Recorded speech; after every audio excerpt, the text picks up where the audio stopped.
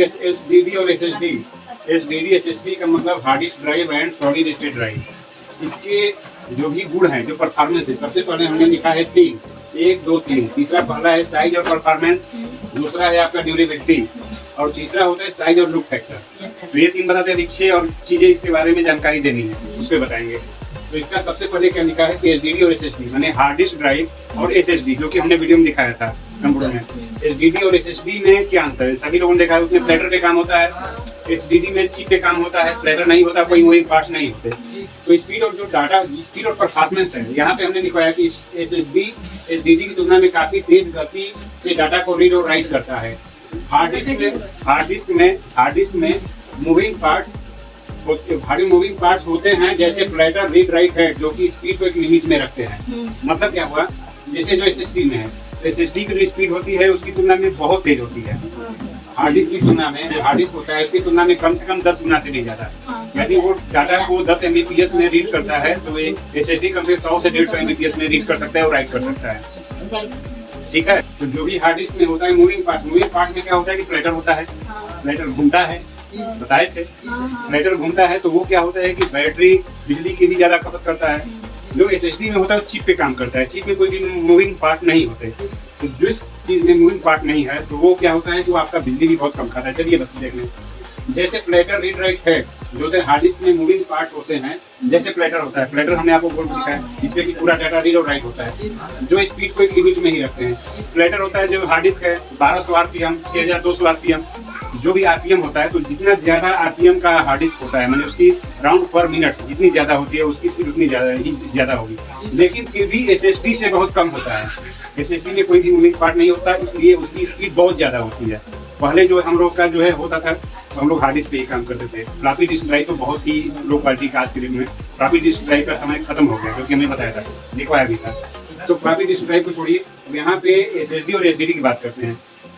तो इसको लिमिट में रखते हैं। यहाँ पे लिखा है जबकि SSD में कोई भी मूविंग पार्ट नहीं होते, जो लगभग इंस्टेंट डेटा एक्सेस की परमिशन देता है। इंस्टेंट डेटा एक्सेस की परमिशन मतलब क्या हुआ, जैसे हार्ड डिस्क पे, यदि हमारे कंप्यूटर में हार्ड डिस्क लगा है, हमको कोई वीडियो खोलना है, तो हम क्या करेंगे, जो ही उस ड्राइव में जाकर के वीडियो पे डबल क्लिक करेंगे या ओपन करेंगे, तो क्या करेगा, रीड राइट हेड जाकर के उसको पहले वहां से रीड करेगा किस लोकेशन में है, वो कहाँ पर है। उसके बाद वो खुलना शुरू होगा। तो उसको खुलने में कम से कम 5 से 7 सेकंड का समय लग सकता है।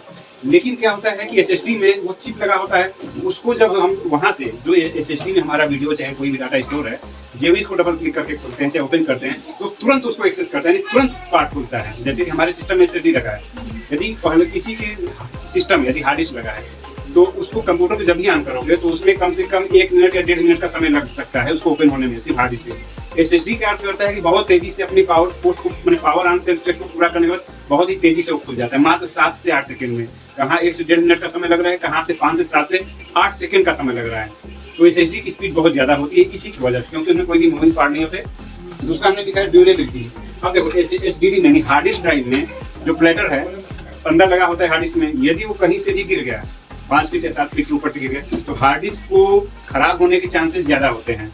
हमने बताया हार्ड डिस्क में खराब होने के चांसेस ज्यादा होते हैं, लेकिन SSD में नहीं होते। क्यों नहीं होते, क्यों नहीं होते ये बताएगा?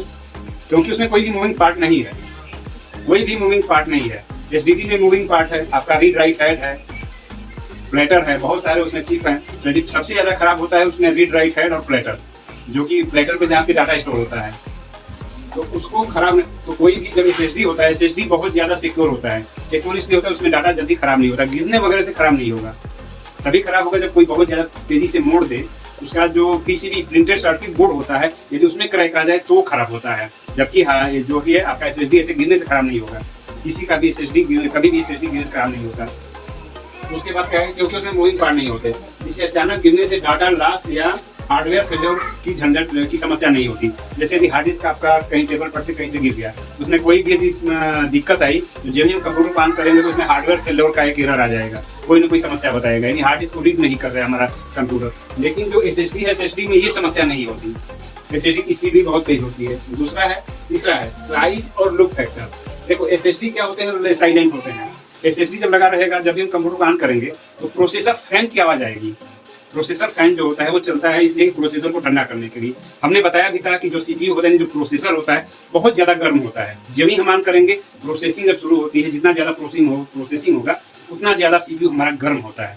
उसको ठंडा करने के लिए कौन सा उपयोग किया जाता है, क्या उपयोग किया था, हमने कंप्यूटर सिस्टम में दिखाया भी था। एसी, प्रोसेसर फैन दिखा था ना, उसमें फैन लगा है, प्रोसेसर फैन होता है, हीट सिंक होता है, किसी भी चिप को गर्म होने से बचाने के लिए हीट सिंक लगा होता है। हीट सिंक जो एल्युमिनियम का होता है, हमने दिखाया था, वो क्या करता है कि जो हीट को होता है सिंक करके वो उसको ठंडा कर देता है। और जो प्रोसेसर होता है बहुत तेज गर्म होता है, तो उसको गर्मी से रोकने के लिए उसमें जो प्रोसेसर फैन लगा होता है, हमने सिस्टम को खोल के दिखाया भी था, इसको खोल के दिखाया था उसमें। तो वो क्या है, सिस्टम में जब खोल के देखे होंगे तो वहाँ पे जहाँ पे सीपीयू लगा है वहाँ पे जगह दिया होगा आपका प्रोसेसर फैन लगाने का, ताकि प्रोसेसर को ठंडा कर सके। यदि प्रोसेसर फैन नहीं रहेगा तो वो सिस्टम चलते चलते अचानक कुछ ही देर में वो गर्म होकर के बंद हो जाएगा, फिर से आपका रिस्टार्ट हो जाएगा। तो ये दिक्कत आती है। तो एसएसडी में क्या होता है कि साइलेंट होते हैं, क्योंकि उसमें कोई भी मूविंग पार्ट नहीं होता। फ्लैटर जब घूमना शुरू होगा ना, तो सोचो 7200 आरपीएम, यानी कि आरपीएम का मतलब हुआ राउंड पर मिनट। 1 मिनट में 7200 चक्कर लगा रहा है, 1 मिनट में 7200, मतलब 1 मिनट में 7200 चक्कर जो लगा रहा है, तो जब घूमेगा तो उसमें आवाज आती है, हार्ड डिस्क की आवाज आती है। लेकिन इसमें कोई भी मूविंग पार्ट नहीं है, तो इसमें कोई भी आवाज नहीं आएगी। स्पीड डिस्क जैसी होती है और इसमें कोई भी मूविंग पार्ट नहीं होता है। एसएसडी बिजली की बहुत कम खपत करता है। भाई एसएसडी जाहिर सी बात है, एसएसडी जो है बहुत छोटा पार्ट होता है। और एक एसएसडी होता है ये साटा एसएसडी जो होता है, वो एसएसडी आपका हार्ड डिस्क की ही साइज का होता है, लेकिन उसमें मूविंग पार्ट नहीं होने से वो बिजली की बहुत कम खपत करते हैं। अब पावर दिया जाएगा, तो हमने बताया था ना कि एसएमपीएस क्या होता है कि हर पार्ट को, हर जो भी कंपोनेंट होते हैं उसको उतनी पावर सप्लाई करता है जितनी की हमारे सिस्टम को, कंप्यूटर को जरूरत होती है। किसी को 5 वोल्ट की जरूरत है तो एसएमपीएस उसमें से 5 वोल्ट की सप्लाई देगा, उसके पूरे वायर बने होते हैं, वहां से सप्लाई देगा। जहां पर 12 वोल्ट डीसी की जरूरत होगी वहां 12 वोल्ट देगा। इसी तरह से जो हमारी एसएसडी में जो पावर आता है, तो एसएसडी में, एसडीडी में, हार्ड डिस्क ड्राइव में, उसमें मूविंग पार्ट है। अब उसको चलाने के लिए उसका फ्लैटर घूमेगा, फिर से उसका रीड राइट हेड घूमेगा, जबकि एसएसडी में ऐसा कुछ भी नहीं होना, उस चिप पे काम करता है। तो उसमें पावर सप्लाई की, पावर की भी बहुत कम खपत होती है। देखिए, एक हमने नहीं लिखवाया है। चौथा है, इसमें कीमत, खर्च कितना आता है।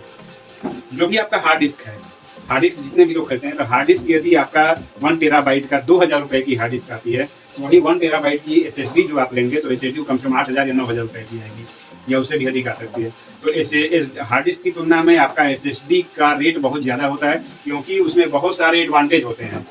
और एसडीडी की तुलना में ज़्यादा एडवांटेज होते हैं आपकी एसएसडी में।